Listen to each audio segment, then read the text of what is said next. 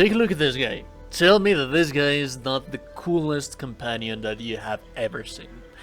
Well, basically we're going to be using this guy as a main means of the build that we're going to have right here. Although this is an endgame thing, so yeah, we are only going to have access to this beautiful little fellow right here until the endgame. There's going to be little changes around here and there that we're going to be able to do to be able to bypass that thing, because yeah, that's one thing about building characters in D&D games, in Baldur's Gate 3 especially, that you want to have something viable that is going to carry you throughout the entirety of the game.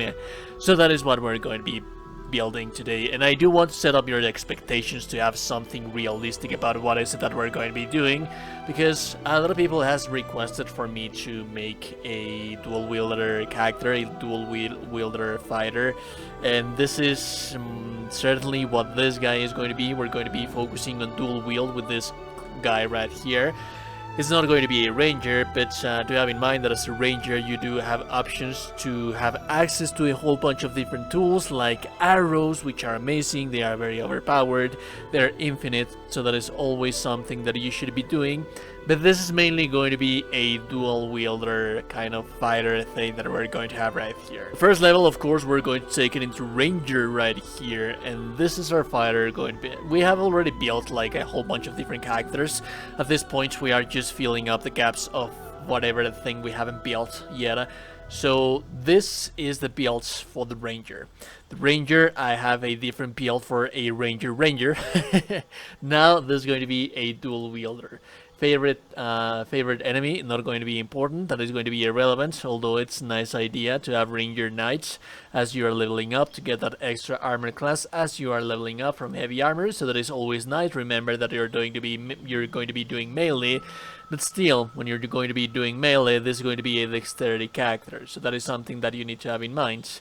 Again, for the urban tracker and beast tamer is going to be up to our personal preference, and then our main stat in here is going to be dexterity. We're not going to be using that much constitution, so you can pop up those points into wisdom instead right here, because of the saving throws that you are going to have, although some concentration is going to be required, so it's going to be depending on different certain little things. Either having Constitution 16 or Wisdom 16 is going to be just fine. Just have in mind that your main stat is always going to be Dexterity, so that is what we're going to be prioritizing on. Strangely enough, at level 2 we're going to be multi-classing into, what do you know, a Wizard.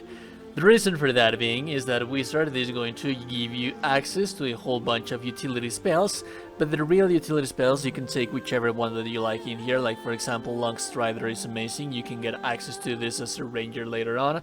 This is a spell that is going to be ranged, that is not going to require any kind of attack roll or spell difficulty class, because it's always guaranteed damage, and it levels with spell slots. We're not going to be using spell slots, so there's a whole bunch of different options that you're going to have access right here, although I advise for you to take utility, but the main thing that we're taking this guy for is going to be shield, and we're only going to have access to a level 1 spell slot for Wizard. You might be wondering, why are we taking this level into Wizard, not into Sorcerer? Well, because you can learn a scroll to have more utility things like Haste or Hold Person, things that are not going to be using Intelligence, and that is nice to have them, and that you can upcast them. So the only spell that you're going to have right here, again, it's going to be the shield. This is the shield that we are going to have prepared. These are the spells that I, for example, have learned through scrolls. So I like to have haste, I like to have hold person. There's a whole bunch of things that you can learn. Although most of the cases, most of the times, we're going to be using shield, because then again, it's going to be a +5 to your armor class, and that is very important early on while you're still struggling on getting your character. At this point, you are just going to level up your ranger. Spells that I advise for you to have is going to be the Fog Clouds, although we already know this spell from the Wizard. But yeah, if you didn't take it with the Wizard, you can take it with this guy. And the thing is that we're not going to be able to use this thing until we manage to get the Everside ring on the Act 2 of the game. All of that is going to be linked in the video description, but this is going to be a very important part about the builds, and this is what is going to carry us all throughout the second act of the game, throughout the Act 3 of the game, where we're going to get the actual endgame thing, which is going to be our companion. For the rest of the things, you can just choose whichever one you like Speak with Animals, that's just amazing, Hunter's Mark to get that extra DPS, and the fighting style we're going to be using 2 weapon fighting right here. Chosen class, that is going to be Beastmaster. That is what is going to... We have already built a Gloomstalker, we have already built a Hunter. Link for those in the video description. But now we're going to be focusing on the Beastmaster. Level 4, we get the ability improvements, so we're going to take that into Dexterity. Level 5, very important, we are going to have access to our companion's bonds, which is going to add our proficiency bonus as armor class for our companion, but also we're going to get the extra attack. At this point we are level 6, but we are level 5 ranger. Then again, the spells are always going to be up to your personal preference, otherwise utility things right here. Level 7, we get the favorite enemy again in here. Be sure to take whichever one that you like to take. Bounty Hunter, it's an amazing thing because it increases the potency of your ensnaring strike, although there's going to be a melee focus character, so there's that. Urban Tracker, if you didn't take the proficiency with sleight of hand, this is going to allow you to open locks. If not, you can use a resistance of your preference, whichever thing that you think that is giving you the issue the most. That is going to be the resistance that you should be taking if you already have the proficiency with sleight of hand and you do not want to override it with Urban Tracker. Fast forward all the way to level 8. We skipped the level 7 because we didn't receive anything interesting. The feat that we're going to have right here is going to be Dexterity. So that leaves us with a Dexterity to 20, which is going to give us 5 points into armor class, 5 points into attack rolls, 5 points extra points into damage rolls, and 5 extra points into initiative, which is just amazing. Dexterity is just an amazing stat. Level 10, you just got more proficiencies with favorite enemies, so just choose whichever one that you like. But this is where we are finally on level 12. It took quite a while. This is an endgame thing, and this is what is going to allow you to wake the Bestial Fury, which is going to deepen the bond that you have with your companion to the maximum. Is going to awake their inner strength that they have, all of them, and that is also going to give them an extra attack. So at this point you can have 2 attacks with your companions, you can have 4 attacks with your character if you have a hasted character, and you can use a bonus action to deal damage with your offhand weapon that it has proficiencies because you have the dual wielding fighting style. So now let's discuss about the itemization that you're going to have. Like always, every single item that we are going to be using right here, it's going to be linked in the video description. There's leveling options as well, so you do not have to worry about having the endgame items. There's going to be amazing weapons that I'm going to link you in the video description. We are going to have the endgame weapons right here, but there's going to be amazing weapons that I'm going to have for you as you level up to have an amazing time. The key items that are going to be doing the most of the heavy lifting is going to be either the Helldusk Helmet or the Everside Ring, which both of them prevent you from being blinded. If you have the Helldusk Helmet or you have the Everside Ring, they are going to make sure that you are going to have advantage on the enemies, that you have magical fog against them, or that you have the darkness that your bird is going to be causing right there. So that is actually going to be quite amazing because you're always going to have advantage against the enemy. The thing is that this guy is bugged right now. Larian has been breaking and fixing things, so yeah, it's just something that happens with the game of this magnitude. There is no real magical... You cannot see inside of magical darkness with this Helldusk Helmet because you cannot cast spells inside there regardless of the range of 12 meters that you have right there.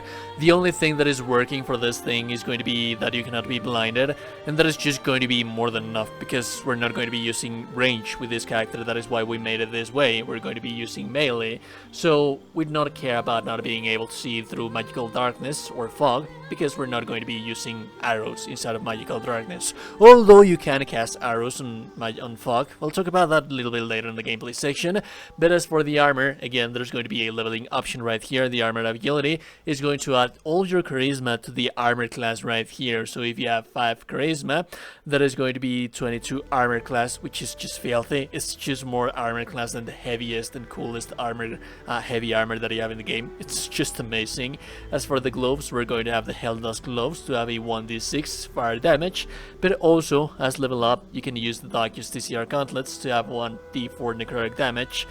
The amulet, Surgeon Subjugation amulet, it's actually quite amazing, although it's only going to paralyze humanoids, and you can be using hold. Remember that you have the wizard right there, so as you level up enough and you not care about having that much armor class and using instead the advantage and disadvantage of fog and darkness, you can change this bad boy right here for the amulet of greater health, or you can also use the Broad Mother's Revenge to get that 1d6 extra damage, so that is actually quite nice as well.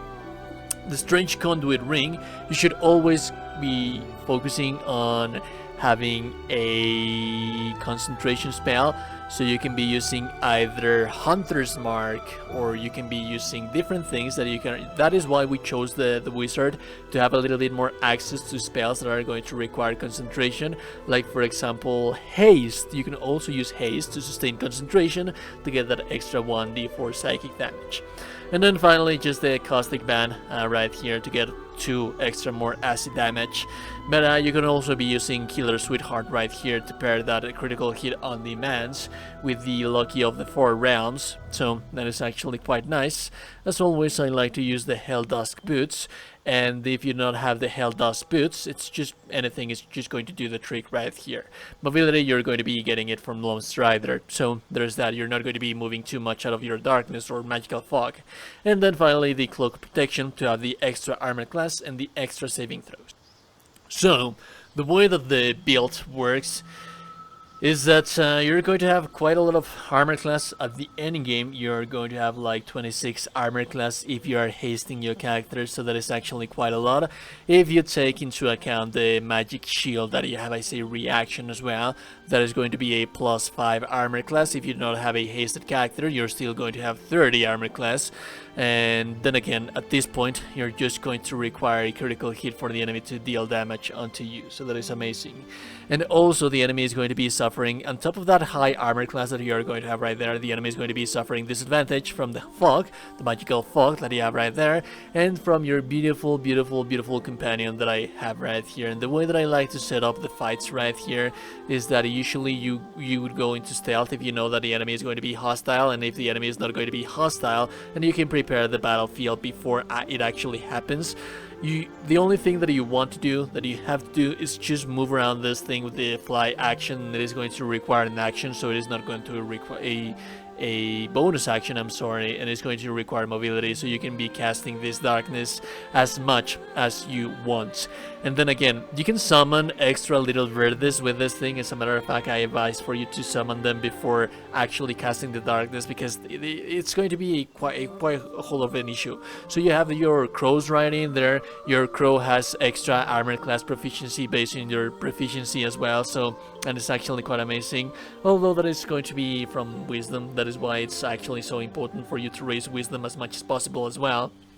And then you can use your incredible amount of DPS based on the weapons that you are going to be using in your bonus action to have a little bit more something. Granted, it is not going to be as much damage as a fighter that is going to be using a two-hander, but usually people negates the versatility and the amount of amazingness that a character can do in a D&D campaign. Granted, I know, let me repeat that, it is not going to be huge damage. It is not going to be something that is going to be breaking the game like the many other builds that we have actually posted here in the channel. We have posted characters with 200 damage, with shenanigans like that. This guy is going to be a very versatile and durable character that you're going to be able to use, that is going to be effective. It's going to be effective on the battlefields. As you can see right here, you can solo things but you don't necessarily need to solo things with this character. It's just an amazing build for someone that wants to dual wield, that it also wants to have a companion, and that the companion is going to be doing something amazing, something incredible. There's actually quite a lot of crowd control potential thanks to that darkness, because this is going to be even on a wider area than the magical darkness that a warlock would be able to cast. And yes, it is not going to last that long, but it's also going to allow you to move throughout the battlefield, whereas the one from the warlock, it doesn't allow you to move throughout the battlefield, so there's a little bit more of versatility with this one. I think that this one is even more dangerous.